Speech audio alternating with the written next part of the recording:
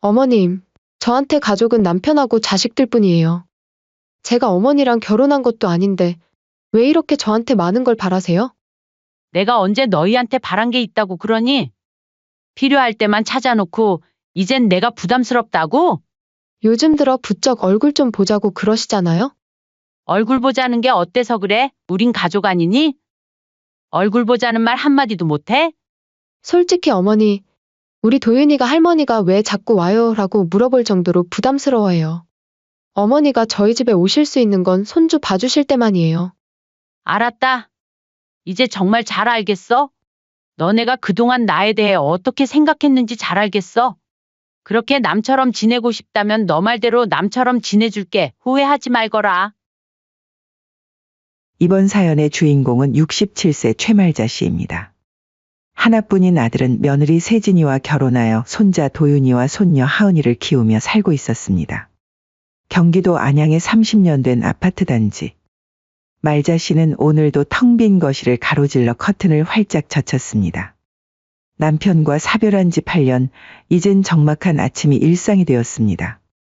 거실 탁자 위 전화기는 몇 주째 울리지 않았고 냉장고에는 또 혼자 먹다 남은 반찬통들이 줄지어 있었습니다. 말자 씨는 멍하니 창밖을 바라보았습니다. 소리라도 있어야 집이 덜 허전했습니다. 전화기가 울렸습니다. 말자 씨는 혹시 아들인가 하는 반가움에 후다닥 전화를 집어들었습니다. 여보세요? 최말자 씨 되십니까? KT에서 인터넷 요금제 안내차 연락드렸는데요. 아들인 줄 알고 받았던 말자 씨는 실망한 기색을 감추지 못했습니다. 괜찮습니다. 지금 쓰는 것으로 계속할게요. 전화를 끊고 말자 씨는 주방으로 향했습니다. 오늘도 혼자 아침을 차려 먹어야 했습니다. 요즘 애들은 바쁘지? 어쩔 수 없지. 결혼 초부터 며느리는 시댁과는 점점 거리를 두기 시작했습니다. 명절에도 형식적인 통화 한 번으로 끝나곤 했죠. 어머니, 저희 친정에 먼저 들러야 해서요. 다음에 뵐게요. 그 다음에는 결코 오지 않았습니다. 지난 어버이날에는 카카오톡으로 카네이션 이모티콘과 어버이날 축하드려요 메시지만 보냈을 뿐이었습니다. 말자 씨는 다시 한번 전화를 들어 아들에게 걸어볼까 고민했습니다. 하지만 전화기를 내려놓았습니다. 지난번에도 아들은 회사가 바빠서라는 핑계로 통화를 서둘러 끊었으니까요. 초인종이 울렸습니다. 예상치 못한 방문에 말자 씨는 놀라며 현관으로 향했습니다. 누구세요? 택배 왔습니다. 문을 열자 택배기사가 작은 상자를 들고 있었습니다. 사인을 하고 택배를 받은 말자 씨는 상자를 열어보았습니다. 혈압약이었습니다. 인터넷으로 주문한 약이 도착한 것뿐이었습니다. 말자 씨는 약을 들고 부엌으로 가서 물 한 잔과 함께 삼켰습니다. 약은 많아지는데 곁에 있는 사람은 없었습니다. 나도 젊었을 때는 시댁 가는 게 부담스러웠으니까 좀만 더 천천히 기다려주자. 말자 씨는 혼잣말로 스스로를 달랬습니다. 며느리 세진이도 아직 어리고 서툴러서 그럴 거라고, 시간이 지나면 나아질 거라고 자신을 위로했습니다. 무엇보다 아들 부부 사이의 갈등을 만들고 싶지 않았습니다. 시어머니 때문에 라는 말이 나오지 않게 하려면 참는 게 최선이라고 그때는 그렇게 생각했습니다. 저녁이 되자 말자 씨는 단지 앞 공원으로 산책을 나갔습니다. 벤치에 앉아 있으니 옆 동에 사는 김 씨 할머니가 다가왔습니다. 말자 씨 또 혼자예요? 아이고, 김씨. 어디 갔다 오세요? 손주 보고 오는 길이에요. 우리 딸이 회사 갔다 오느라 늦어서 내가 유치원 데려다 주고 저녁까지 봐줬어요. 말자 씨는 억지로 미소를 지었습니다. 그래요? 고생하셨네요. 말자 씨네 아들은 잘 지내요? 요즘도 안 와요? 아이고, 다들 바쁘지 뭐. 젊은 사람들 요즘 경기도 안 좋고. 김 씨는 말자 씨의 손을 톡톡 두드렸습니다. 그러게 말입니다. 우리 애들도 명절 때나 봐요. 뭐가 그리 바쁜지 참. 맞아요. 다들 그런가 봐요. 말자 씨는 작은 위로를 받았습니다. 자신만 이런 게 아니라는 생각에. 집으로 돌아온 말자 씨는 휴대폰을 들어 아들에게 문자를 보내려다 멈췄습니다. 또 읽고 답장 없을 텐데 괜히 서운해질 필요가 있을까 싶었습니다. 침실로 향하던 말자 씨는 벽에 걸린 달력을 보았습니다. 다가오는 어버이날이 동그라미 쳐져 있었습니다. 작년에는 문자 한 통으로 끝났는데 올해는 어떨까? 아침에 일어나자마자 말자 씨의 휴대폰이 울렸습니다. 아들이었습니다. 엄마, 나예요. 어머, 준호야.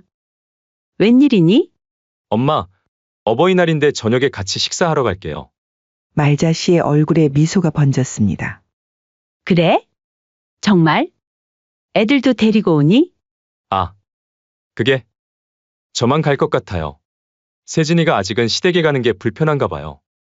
말자 씨의 미소가 살짝 굳었지만 이내 다시 밝은 목소리로 말했습니다. 그래도 내가 온다니 좋지. 오랜만에 보는데 맛있는 거 해놓을게. 네, 그럼 저녁에 뵐게요. 전화를 끄는 말자 씨는 서둘러 장을 보러 나갔습니다. 아들이 좋아하는 갈비찜과 전을 준비하기로 했습니다. 모처럼 아들을 만난다는 생각에 발걸음이 가벼웠습니다. 하지만 그날 저녁 약속 시간이 1시간이나 지나도록 아들은 오지 않았습니다. 말자 씨는 계속 전화를 걸었지만 아무도 받지 않았습니다. 2시간이 지난 후에야 문자 한 통이 왔습니다. 엄마, 미안해요. 급한 회의가 생겼어요.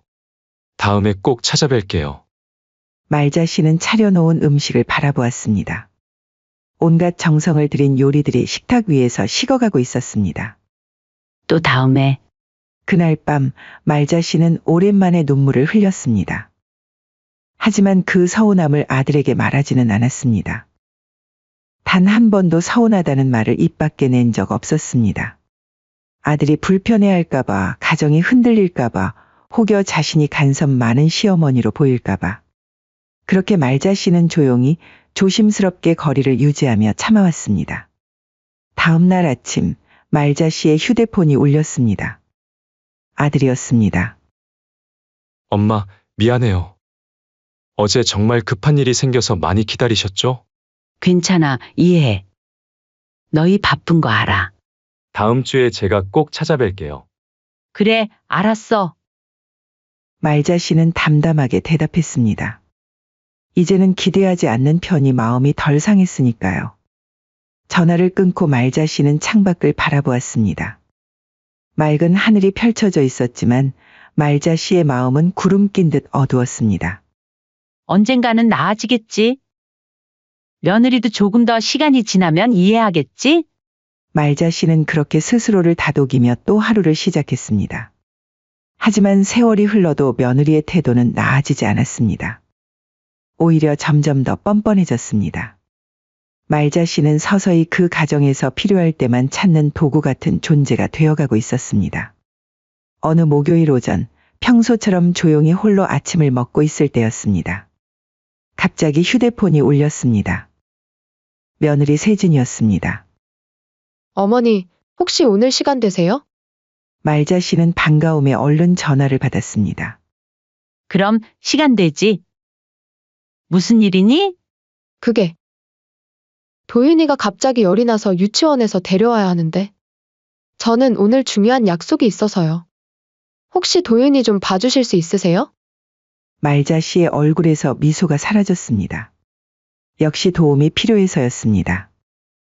아, 그래. 내가 지금 준비하고 갈게. 정말 감사합니다. 유치원에서 데려오실 수 있으세요? 말자 씨는 서둘러 옷을 갈아입고 가방을 챙겼습니다. 버스를 2번 갈아타고 1시간 만에 도착한 유치원. 행정실에서 신분증을 보여주고 도윤이를 데려왔습니다. 할머니, 도윤이는 얼굴이 빨갛게 달아오른 채 말자 씨를 보고 기운 없이 미소 지었습니다. 우리 도윤이 많이 아프지? 할머니랑 같이 가자. 말자 씨는 도윤이를 데리고 택시를 타고 아들네 집으로 향했습니다. 도윤이의 열을 재고 약을 먹이고 죽을 끓여 먹였습니다. 아이가 잠이 들자 옆에서 계속 지켜보았습니다. 해가 저물고 저녁이 되어도 연락이 없었습니다. 말자 씨는 손주 도윤이가 잠들자 며느리에게 문자를 보냈습니다. 도윤이 열이 좀 내렸어. 39도에서 37.5도로. 죽도 잘 먹었고 지금 자고 있어. 언제쯤 올 것 같니? 한참이 지나서야 답장이 왔습니다. 네, 감사합니다. 1시간 안에 갈게요. 실제로 세진이 돌아온 건 2시간 후였습니다. 문을 열고 들어온 세진은 서둘러 도윤이 방으로 향했습니다. 열 내렸어요? 너무 걱정됐어요. 말자 씨는 조용히 응, 많이 좋아졌어. 약도 잘 먹고 죽도 먹었어. 라고 대답했습니다. 세진은 잠든 도윤이의 이마에 손을 댔다가 거실로 나왔습니다. 정말 감사해요. 제가 늦게 와서 고생하셨겠어요. 이제 그만 돌아가셔도 좋아요. 며느라, 이왕 왔는데 식사나 함께 할까? 그게 저는 밥을 먹고 와서요. 다음에 먹어요. 죄송해요. 아, 그래. 그럼 나는 이만 가볼게. 네, 감사합니다. 택시 불러드릴까요? 아니, 괜찮아. 버스 타고 갈게. 말자 씨는 현관문을 열고 나가려다 돌아보았습니다. 세진아, 혹시 도윤이 어린이집 긴급 연락처에 내 번호도 있니? 세진은 잠시 당황한 표정을 지었습니다. 아, 그게. 지금은 없는데요. 평소에 어머니가 좀 멀리 사시니까. 말자 씨는 조심스럽게 말을 이었습니다. 혹시 내 이름도 넣으면 좋지 않을까? 오늘처럼 급할 때 내가 도울 수 있잖아. 세진은 미소를 지으며 대답했습니다. 어머니는 평일엔 거의 못 오시니까요. 급할 땐 친정엄마가 가까워서요. 그래도 오늘은 정말 감사해요. 그날 밤 말자 씨는 혼자 생각했습니다. 세진에게 자신은 그저 도움받을 땐 필요한 존재, 그 외엔 불편한 존재였던 겁니다. 아이를 돌봐줄 사람이 없을 때만 연락하고 급한 일이 해결되면 고맙다는 말도 없이 다시 연락을 끊었습니다. 언제부턴가 말자 씨가 먼저 연락하지 않으면 안부조차 오지 않았습니다. 말자 씨는 여전히 갈등을 만들지 않으려 했습니다. 스스로에게 그렇게 다짐하며 잠들었습니다. 다음 날 아침, 말자 씨는 도윤이의 상태가 궁금했지만 전화를 걸지 않았습니다. 기다렸지만 세진에게서도 아들에게서도 전화는 오지 않았습니다. 결국 저녁에 말자 씨가 먼저 문자를 보냈습니다. 도윤이 열은 더 내렸니? 괜찮아졌니? 한참 후에야 답장이 왔습니다. 네, 많이 좋아졌어요. 감사합니다. 단 한 줄의 답장. 이게 전부였습니다. 그 후로 연락은 다시 끊겼습니다. 그로부터 한 달이 지났습니다. 명절도 다가오고 있었지만 아들에게서는 소식이 없었습니다. 그러던 어느 날 밤 아들로부터 전화가 왔습니다. 평소와 다른 늦은 시간이었습니다. 엄마, 나 좀 고민이 있어요. 말자 씨는 침대에서 일어나 앉았습니다. 무슨 일이니? 애들 괜찮니? 애들은 괜찮아요. 그게 집 때문에 좀 그래요. 집? 무슨 일인데? 지금 살고 있는 전세금이 갑자기 많이 올랐어요. 집주인이 2달 안에 나가라고 하는데 다른 집을 알아보니 전세금이 너무 비싸서. 그렇다고 월세로 들어가자니 매달 나가는 돈도 부담되고. 말자 씨는 한숨을 내쉬었습니다. 아들 부부의 연락은 항상 이런 식이었습니다. 도움이 필요할 때만 말입니다. 그런데 그쪽 동네는 학군도 좋고 애들 유치원도 가깝고 이사 가자니 애들 교육 환경이 걱정되고. 말자 씨는 한동안 말이 없었습니다. 이미 짐작은 하고 있었습니다. 결국 아들이 말을 꺼냈습니다. 그래서 말인데요. 엄마가 임대로 놓고 있는 그 집. 우리가 들어가 살면 안 될까요? 말자 씨의 마음 한구석이 무너졌습니다. 역시 도움이 필요할 때만 찾는군요. 지금 세입자는 어떡하고? 계약이 이번 달 말에 끝난다고 들었어요. 그걸 내가 어떻게 알았니? 그냥 동네 부동산에 물어봤더니 그러던데요. 말자 씨는 말없이 창밖을 바라보았습니다. 안양에 있는 그 아파트는 말자 씨의 유일한 수입원이었습니다. 남편이 남긴 보험금으로 장만한 집이었고 그 월세가 말자 씨의 생활비였습니다. 월세는 어떻게 하려고? 그게 지금 애들 교육비도 많이 들어가고 대출금 상환도 있고. 혹시 말자 씨는 아들의 말을 끊었습니다. 그냥 들어가서 살게 해달라는 거지? 엄마, 나중에 여유가 생기면 꼭 보답할게요. 지금은 정말 어려워서. 침묵이 흘렀습니다. 말자 씨는 깊은 한숨을 내쉬었습니다. 그래, 들어가서 살아. 돈은 필요 없고 너희가 여유 생길 때 생각하자. 정말요? 엄마, 진짜 고마워요. 세진이한테 말하면 얼마나 좋아할지 몰라요. 전화를 끊고 말자 씨는 긴 밤을 뜬 눈으로 보냈습니다. 아들을 위해서는 어떤 희생도 할 수 있다고 생각했지만 결정을 내린 지금 마음이 무거웠습니다. 월세 수입이 없어지면 생활이 더 빠듯해질 테고 병원비도 아껴야 할 것입니다. 그래도 내 자식인데 힘들게 시작하지 않게 도와줘야지. 말자 씨는 자신 명의로 보유 중이던 안양의 아파트 한 채를 무상으로 내어주기로 했습니다. 계약서도 없이 기한도 정하지 않고 그저 아들 가족을 위해 자신이 가진 것 중 가장 귀한 것을 내어주었습니다. 아들은 고맙다는 말만 짧게 하고 바쁘다며 서둘러 떠났죠. 며느리는 아예 오지도 않았고 말 한마디 없었습니다. 한 달이 지났습니다. 아들네 집들이라도 하려나 싶었지만 초대는 없었습니다. 결국 말자 씨가 먼저 연락했습니다. 준호야, 집은 잘 정리됐니? 언제 한번 놀러 가도 될까? 아, 엄마. 아직 짐 정리 중이라 좀 어수선해요. 나중에 정리되면 연락드릴게요. 또 한 달이 지났지만 연락은 없었습니다. 말자 씨는 직접 찾아갔습니다. 이번에는 미리 연락도 했는데 문을 열어준 세진의 얼굴에는 불편함이 역력했습니다. 어머니, 오셨어요? 저희가 아직 짐 정리 중이라 좀 어수선해요. 괜찮아. 도와줄 일 있으면 말해. 아니에요. 그냥 앉아 계세요. 차 한 잔 드릴게요. 말자 씨는 소파에 앉아 주변을 둘러보았습니다. 자신이 정성껏 관리해온 집이었습니다. 깨끗하게 도배도 하고 세입자가 나가기 전에 싱크대도 새로 교체했던 집이었죠. 집이 참 예뻐졌구나. 네, 제가 좀 바꿨어요. 제 스타일로요.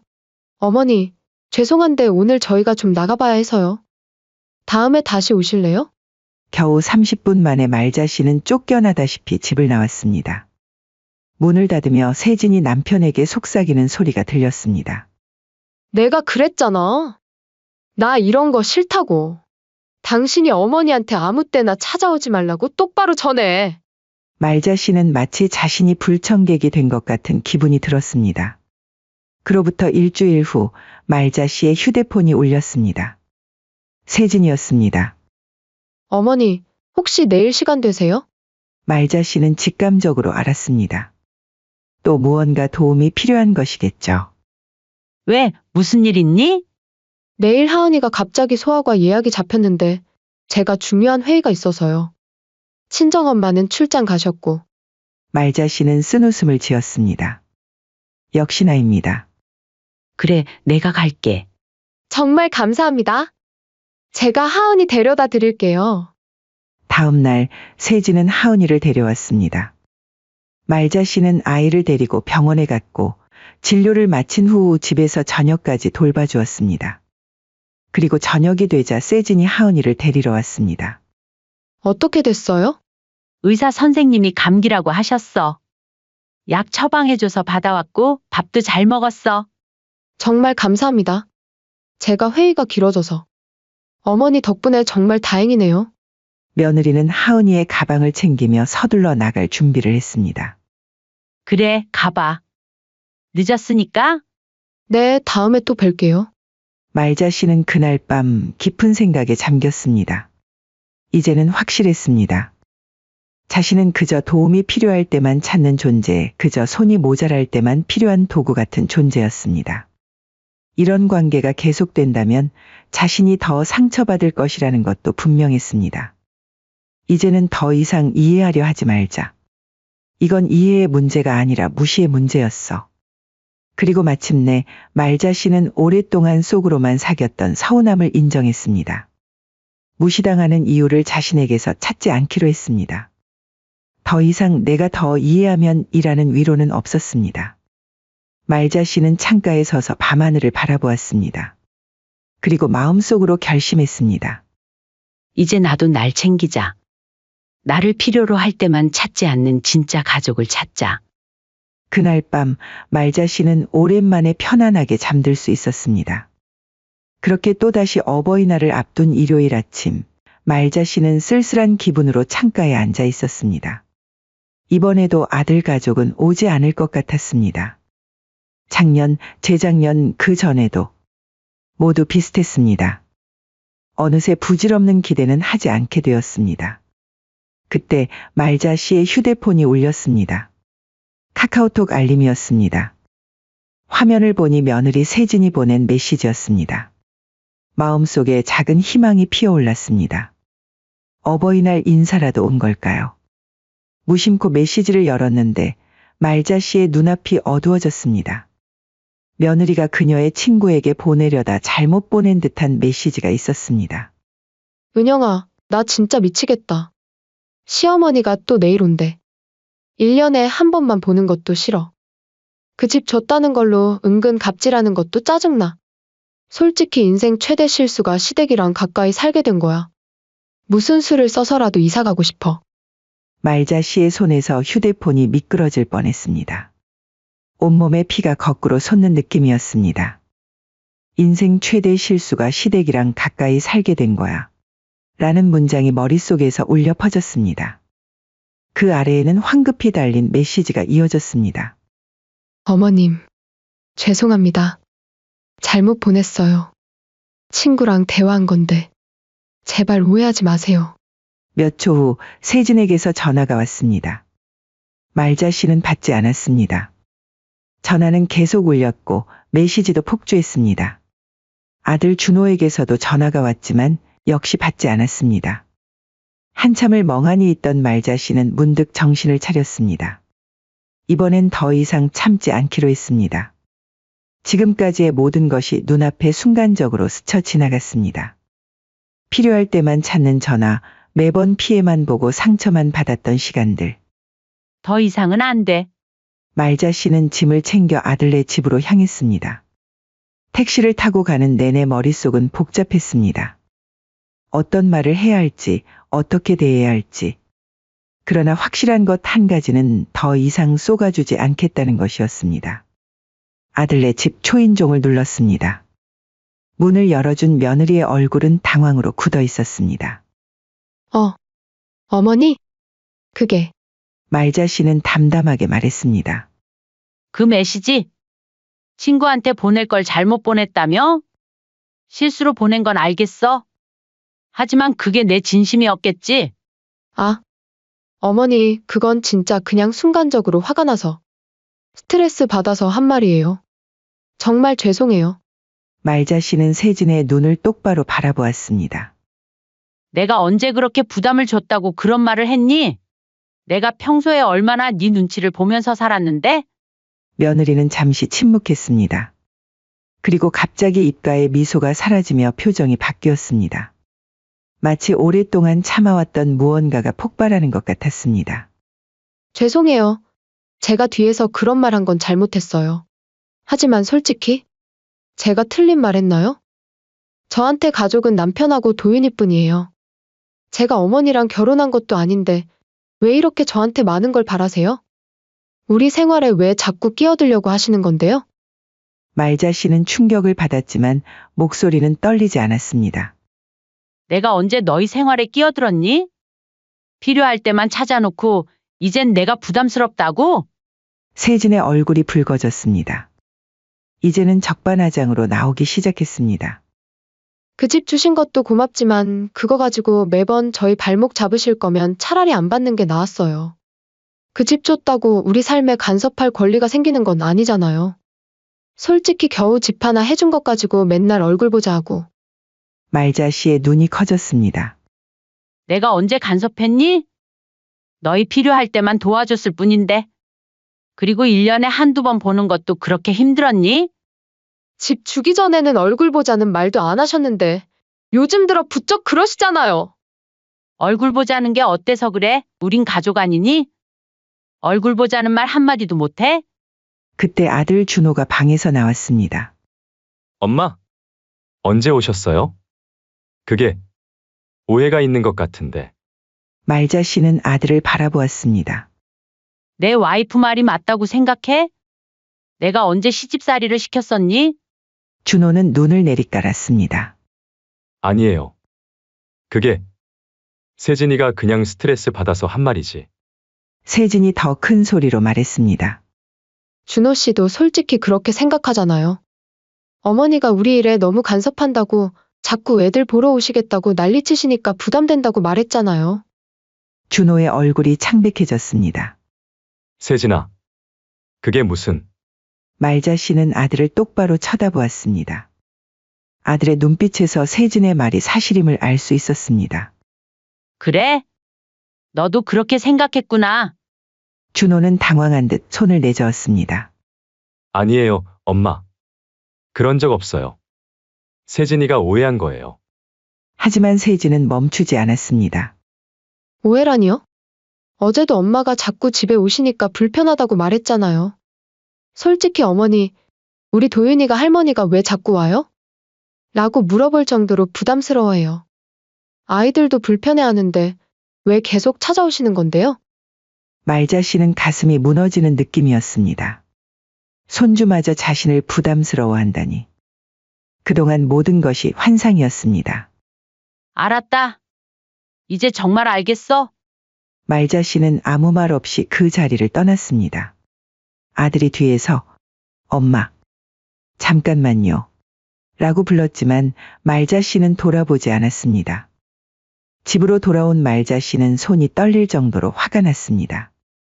그러나 동시에 오랫동안 알고 있었던 진실을 마침내 인정하게 된 것 같은 해방감도 느꼈습니다.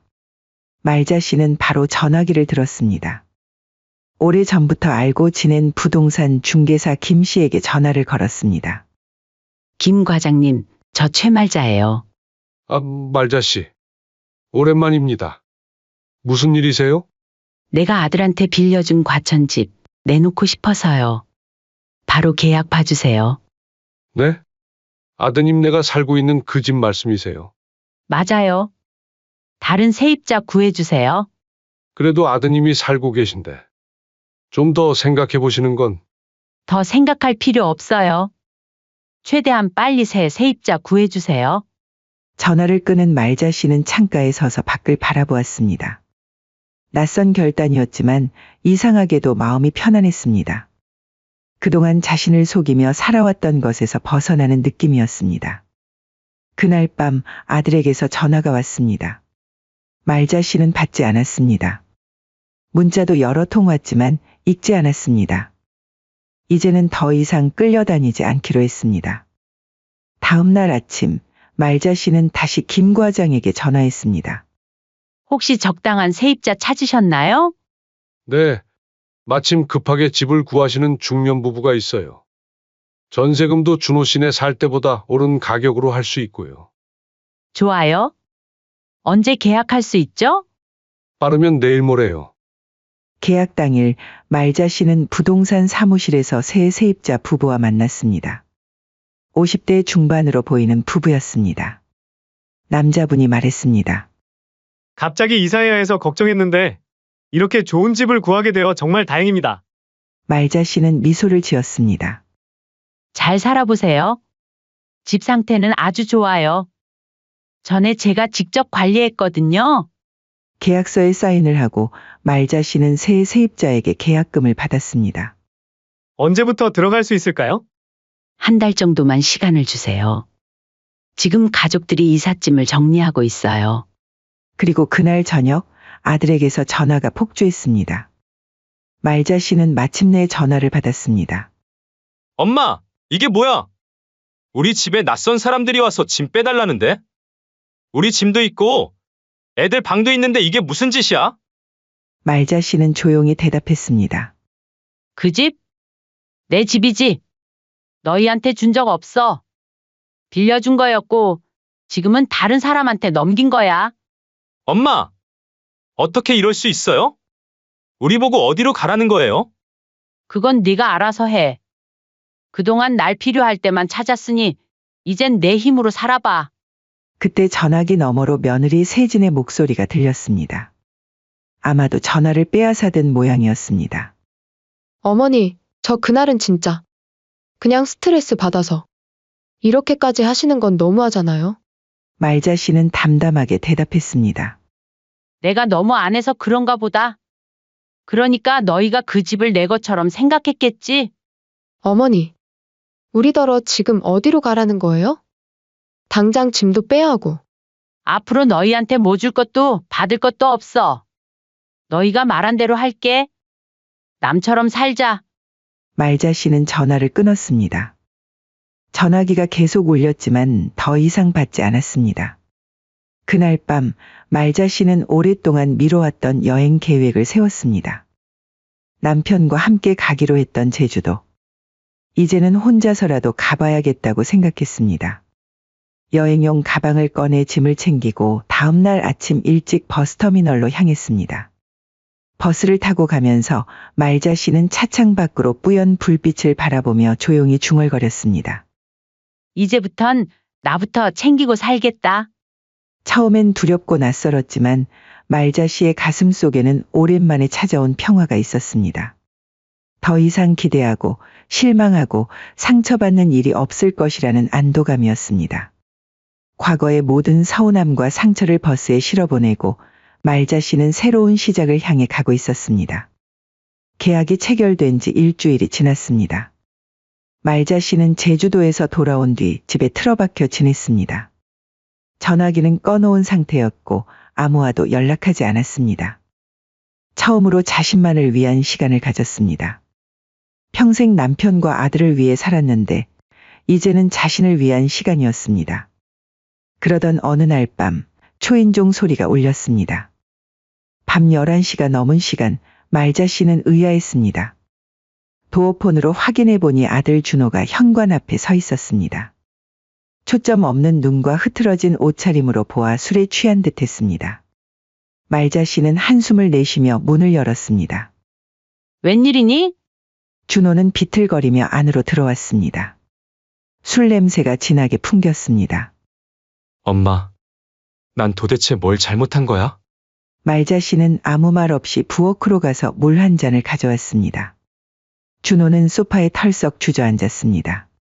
이거 마셔. 준호는 물을 받아들지 않고 바닥에 쳐다보며 중얼거렸습니다. 세진이랑 계속 싸워요. 매일매일 싸워요. 집은 없고 지금 처가 근처에 겨우 들어갔는데. 말자 씨는 묵묵히 듣고만 있었습니다. 장모님은 우리 보고 무능하다고 해요. 집도 지키지 못하는 남편이라고. 세진이도 매일 화만 내고. 준호의 목소리가 흔들렸습니다. 이제 눈물이 그의 뺨을 타고 흘러내렸습니다. 엄마! 서운한 거 있으면 말로 하지. 꼭 이렇게까지 해야 했어요? 우리 가족이 완전히 무너졌어요. 말자 씨는 담담하게 물었습니다. 그런데 왜 내게 와? 가족이라면서? 가족은 세진이랑 애들뿐이라며? 준호는 고개를 들어 어머니를 바라보았습니다. 눈에는 분노와 원망이 가득했습니다. 그건 세진이가 한 말이잖아요. 제가 언제 그런 말 했어요? 넌 그걸 묵인했지. 내 아내가 날 그렇게 생각하는 걸 알면서도 아무 말 없었어. 그리고 너도 그렇게 생각했잖아. 엄마가 자꾸 집에 오시니까 불편하다고 말했다며? 준호는 말문이 막힌 듯 아무 말도 하지 못했습니다. 알았어요. 제가 잘못했어요. 그래도 이렇게까지 하셔야 했어요? 저희한테 아무 말도 없이 새 세입자 드리고 우리 짐도 다 그대로 있었는데. 말자 씨는 반문했습니다. 그럼 어떻게 했어야 했니? 너희가 내 말 들었을 것 같아? 세진이가 인정했을 것 같아? 준호는 머리를 감싸주며 괴로운 듯 말했습니다. 그래도 꼭 그렇게까지 극단적으로 하셔야 했어요. 다른 방법도 있었잖아요. 말자 씨는 조용히 아들을 바라보았습니다. 다른 방법? 내가 8년 동안 다른 방법을 시도했어. 이해하고, 참고, 용서하고. 그 모든 것이 통하지 않았어. 준호는 울음을 참지 못하고 어깨를 떨었습니다. 엄마, 제발 우리 좀 도와주세요. 지금이라도 집주인한테 말해서 다시 들어갈 수 있게. 말자 씨는 고개를 저었습니다.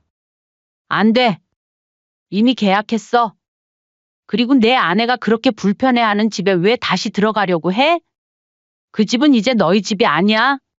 엄마, 이러시면 진짜 저 이혼할 것 같아요. 세진이도 저보고 무능하대요. 매일 싸우다 보면 정말 이혼할 것 같다고요. 그럼 저희는 어떻게 해요? 말자 씨는 조용히 아들을 바라보았습니다. 그건 내가 선택할 일이야. 내가 너희에게 해준 것처럼 내 가족을 지키려면 노력해야지. 집 하나 잃었다고 가정이 무너진다면 그건 원래 탄탄한 가정이 아니었던 거야. 준호는 한참을 더 울다가 결국 지쳐 소파에 누웠습니다. 말자 씨는 담요를 가져와 그를 덮어주었습니다. 아무리 화가 나도 그래도 자식이었습니다.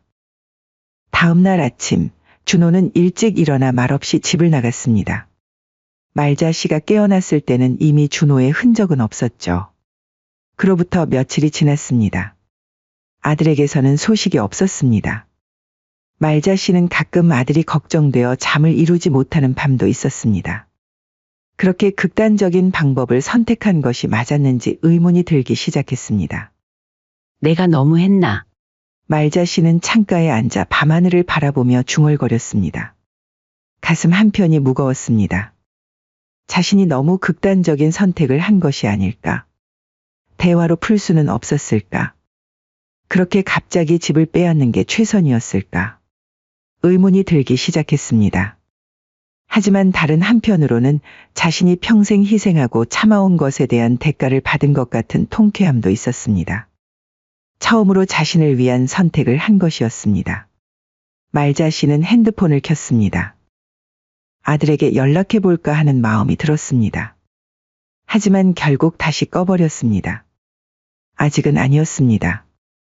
아들이 스스로 이 상황을 헤쳐나가는 법을 배워야 했습니다. 그동안 너무 쉽게 살아왔으니까요.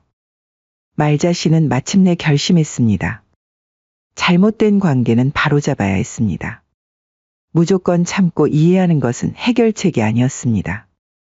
아들과 며느리가 진정으로 변화하지 않는다면 아무것도 달라지지 않을 것입니다. 여러분은 어떻게 생각하시나요? 말자 씨의 행동이 너무 극단적이었을까요? 아니면 오히려 더 일찍 단호하게 대처했어야 했을까요? 가족이라는 이름으로 참고 희생하는 것과 자신의 가치를 지키는 것 사이에서 우리는 얼마나 많은 갈등을 겪고 있는지 모릅니다. 특히 부모 세대는 이해하면 언젠가는 이라는 믿음으로 평생을 살아왔습니다. 하지만 그 기다림이 결국 깊은 상처와 후회로 이어질 때 과연 침묵은 미덕이었을까요? 사랑은 일방통행이 아닙니다. 관계는 서로가 존중할 때 비로소 건강해집니다. 말자 씨의 사연이 우리에게 전하는 메시지는 어쩌면 단순합니다. 진정한 가족은 피보다 진심입니다. 그리고 무엇보다 자신을 소중히 여기지 않는 사람을 위해 자신을 희생하는 것은 결코 사랑이 아닙니다. 혹시 여러분도 인생에서 희생이라는 이름으로 침묵하는 것이 있으신가요? 댓글로 여러분의 경험과 조언을 부탁드립니다.